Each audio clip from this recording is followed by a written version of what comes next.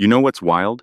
In 1960, while America was glued to their TVs watching the Nixon-Kennedy debates and Elvis was coming back from the army, Chevrolet was quietly building what would become the best-selling car in America. The 1960 Chevrolet Impala wasn't just another full-size sedan. This thing was a cultural phenomenon on wheels, a rocket ship disguised as a family car, and the vehicle that literally saved General Motors from financial disaster.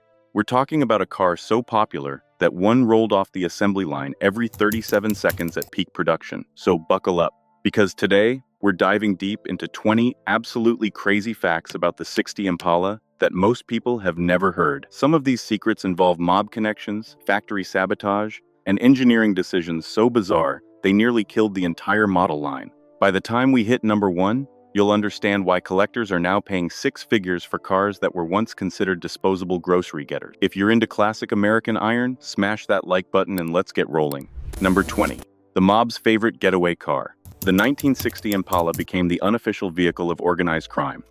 Not because it looked menacing, because it was invisible. In 1960, Impalas were everywhere.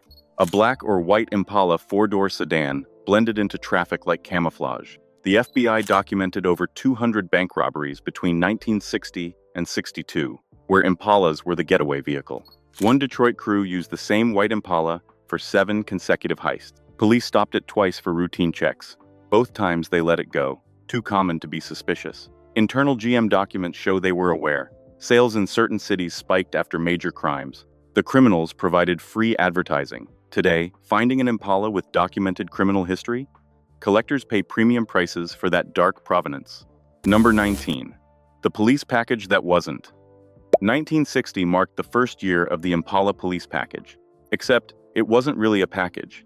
It was marketing. Chevrolet claimed police Impalas got heavy-duty suspensions, beefed-up cooling, and reinforced frames. The truth? They got slightly stiffer springs and a different rear axle ratio. That was it. Police departments discovered this quickly. High-speed pursuits destroyed the cars.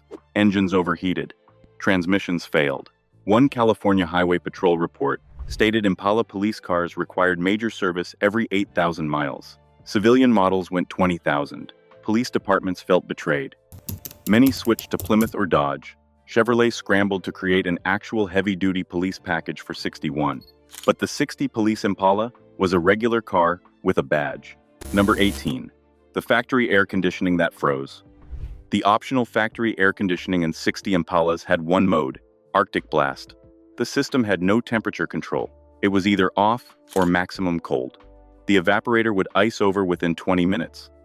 Airflow would stop completely. You'd turn it off, wait for the ice to melt, turn it back on, repeat every half hour. The problem was the expansion valve. It allowed too much refrigerant flow. Chevrolet specified it to ensure adequate cooling in extreme heat. They overcompensated dramatically. Some owners had dealers install manual shutoff valves. The factory fix didn't come until '61, but '60 Impala air conditioning worked too well. Today, restored cars with original AC systems still have the problem unless components are upgraded. Number 17. The assembly line that ran backward. Chevrolet's Baltimore assembly plant had a unique problem. The building was designed in 1922 for much smaller cars. When the massive new Impala arrived, it wouldn't fit the existing line layout. Engineers had 2 options: spend millions renovating or get creative. They ran the assembly line in reverse. Cars started at what was normally the end and moved backward through the facility. Workers had to completely relearn their jobs. The cognitive dissonance caused massive errors. First-month production from Baltimore had defect rates 3 times higher than other plants. Door gaps measured in inches. One documented car left the factory with the front bumper mounted upside down. It took 6 months to retrain the workforce. But those early Baltimore-built '60 Impalas are infamous among restoration experts for their quirks. Number 16. The fuel tank that moved. Early production '60 Impalas had fuel tanks that literally moved while driving. The tank strap bolts weren't properly torqued at the factory. Combined with undersized straps, the 40-gallon tank would shift under hard cornering. Drivers heard sloshing and banging from beneath the rear seat. The moving tank would contact exhaust components. In several documented cases, this caused fuel line damage. One Michigan owner experienced a fuel leak that ignited. The car burned completely. Chevrolet issued a silent service bulletin in April 1960. Dealers were instructed to inspect and retighten all fuel tank straps. No recall, no public announcement. Many Impalas never got the fix. Today, restorers know to completely remove and properly secure the tank. Original untouched 60 Impalas remain potential fire hazards. Number 15. The transmission that forgot gears. The Powerglide 2-speed automatic would occasionally forget first gear existed. You'd start from a stop, and the transmission would try to launch in second. Lugging, shuddering, sometimes stalling. Other times it would shift from first to neutral instead of second. Engine would just rev freely. You'd let off the gas, and it would re-engage violently. The problem was the valve body. Internal passages would clog with debris, disrupting hydraulic pressure to the gear clutches. The fix required complete transmission removal and valve body replacement. Expensive. Most owners lived with it. They developed techniques.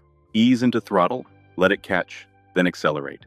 Finding a 60 Impala with smooth operating original Powerglide is genuinely rare. Number 14. The engine nobody wanted that everyone got.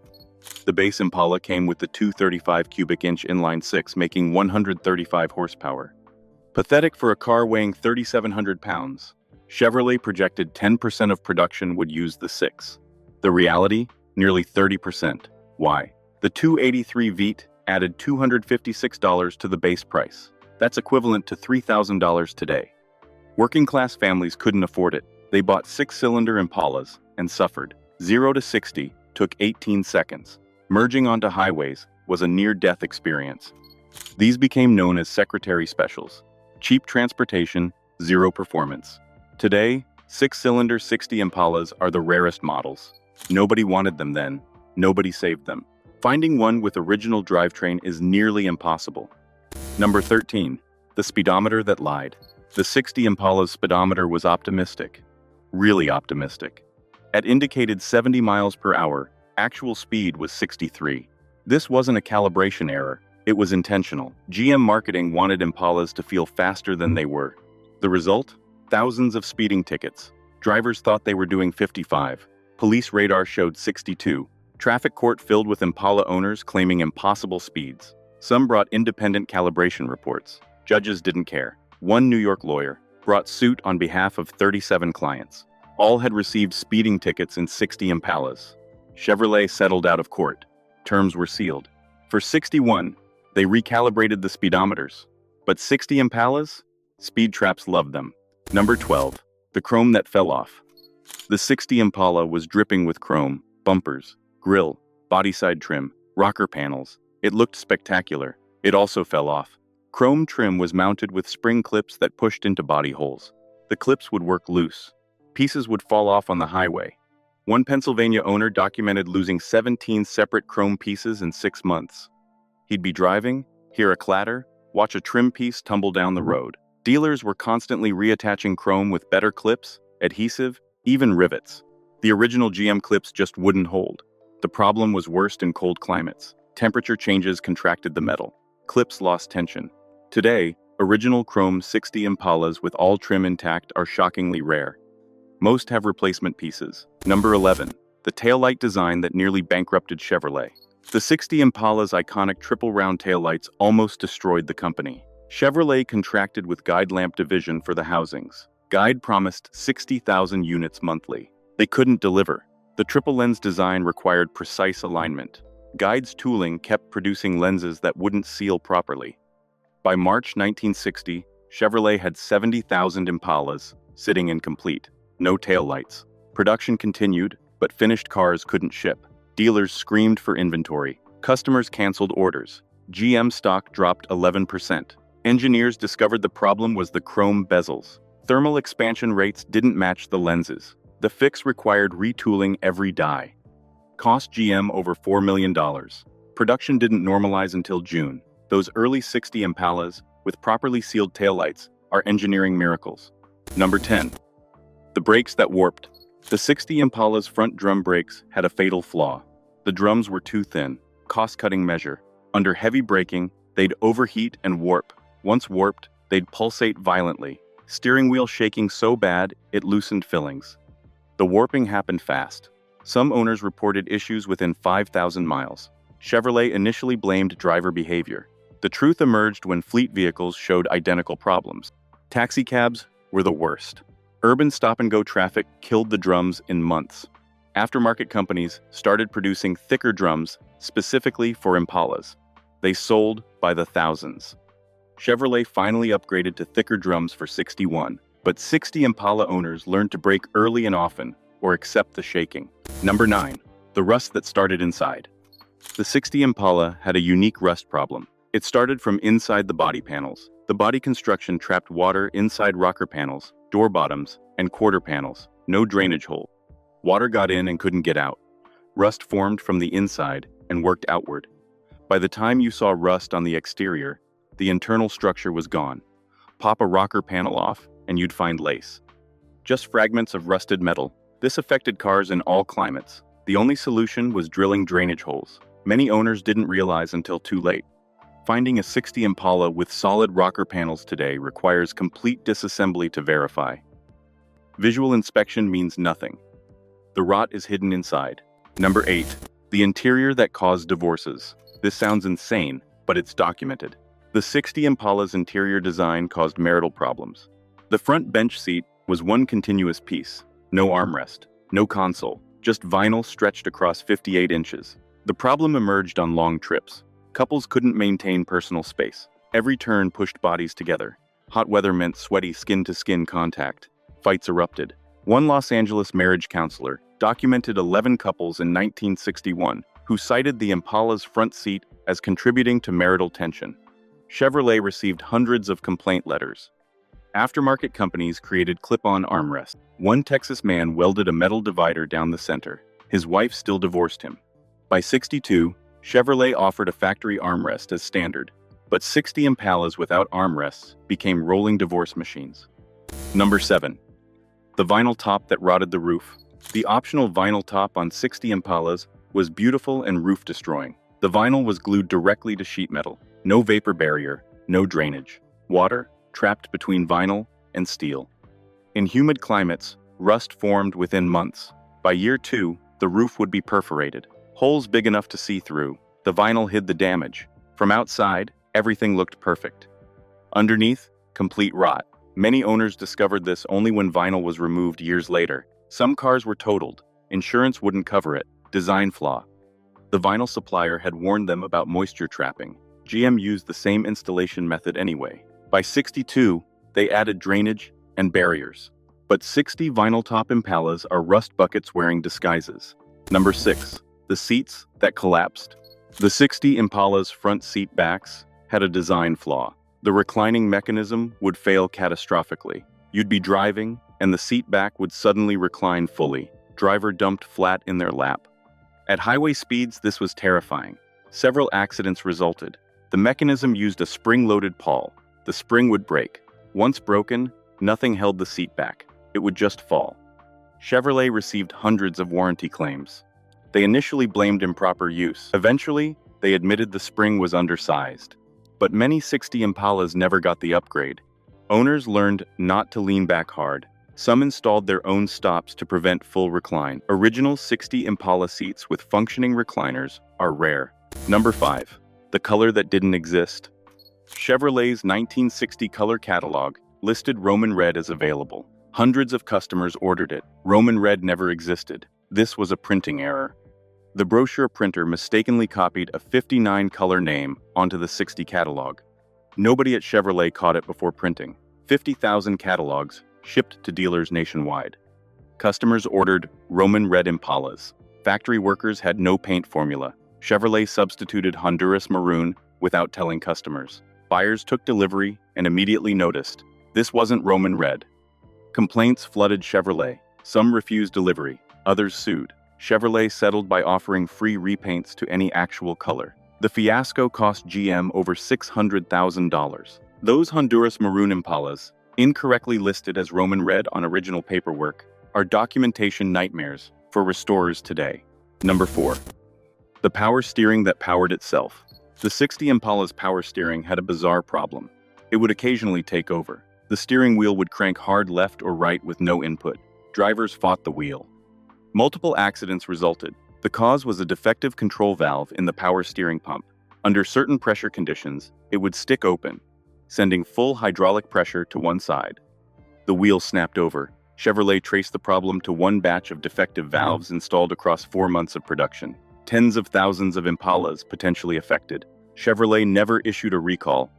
They released a service bulletin to dealers. Owners had to complain to get the fix. Many never did. They just learned to grip the wheel tighter. Those Impalas with original steering components remain potentially dangerous, even today. Number 3. The dealer prep that made things worse. In 1960, dealer prep was supposed to prepare cars for delivery. With Impalas, dealers made things worse. They'd over-tighten bolts, strip threads. They'd spray undercoating everywhere, covering critical components. They'd detail the engine bay with harsh chemicals that damaged rubber and wiring. One common mistake was overfilling fluids. Dealers assumed more was better. They'd overfill engine oil by 2 quarts. This caused seals to blow, oil leaks on day 1. Some dealers would test drive cars aggressively. Neutral drop transmissions, roast tires. These brand new Impalas arrived at customers already abused. Many early problems with 60 Impalas weren't factory defects. They were dealer damage. Finding a 60 Impala that wasn't butchered during dealer prep requires documentation showing minimal dealer involvement. Number 2. The convertible that leaked like a sieve. The 60 Impala convertible had catastrophic top seal problems. Every single one leaked constantly. The power top mechanism used 9 separate seals. None worked correctly. Rain poured through gaps at the windshield header. Water streamed down the rear window. The side rails leaked onto passengers. Chevrolet knew before production started. Internal testing showed the failures. They released it anyway. Competition. Ford's convertibles were selling. Chevy needed a competitor. Dealers kept towels in service bays specifically for Impala convertibles. Some owners removed the top permanently. The problem was fundamental. The top frame geometry didn't match the body shape. Fixing it required redesigning the entire convertible structure. Chevrolet did that for 61, but 60 convertibles were swimming pools on wheels. Today, finding one with dry original interior is basically impossible. Number 1. The production numbers that saved GM. Here's the big one. The 1960 Impala single-handedly saved General Motors from catastrophic financial collapse. In 1959, GM was hemorrhaging money. The 59 redesign had been a disaster. Fins too tall, build quality terrible, sales tanked. By December 59, GM was projecting massive losses for 1960. The board discussed selling Chevrolet division. The 60 Impala launched in October 59. Orders exploded. Dealers couldn't keep them in stock. Chevrolet built 473,000 Impalas in the 1960 model year, more than any other car in America. The profits were staggering. By March 60, GM's financial situation had completely reversed. Instead of losses, they posted record gains. The Impala's success funded development of new models across all divisions. It saved thousands of jobs. One car, one model year, complete corporate salvation. When you see a 60 Impala, you're not just looking at a classic car. You're looking at the vehicle that kept General Motors alive. That's why it's number 1. That's why it matters. So there you have it. 20 absolutely crazy facts about the 1960 Chevrolet Impala that prove this wasn't just America's best-selling car. It was a beautiful disaster, a commercial triumph, and a rolling collection of engineering compromises that somehow came together to create an icon. From mob getaway cars to transmissions that forgot how to shift, from the taillights that nearly bankrupted Chevrolet to the production numbers that saved the entire company, the 60 Impala is automotive history written in chrome and controversy. This car represented everything great and terrible about American manufacturing in 1960. Ambitious designs rushed to market. Cost-cutting that created problems. And despite everything, absolute commercial dominance. Which fact shocked you most? Drop a comment below. If you enjoyed this deep dive into American automotive history, smash that subscribe button and hit the bell. Until next time, keep hunting for those 60 Impalas. And remember, the most successful cars are often the ones that survived despite themselves.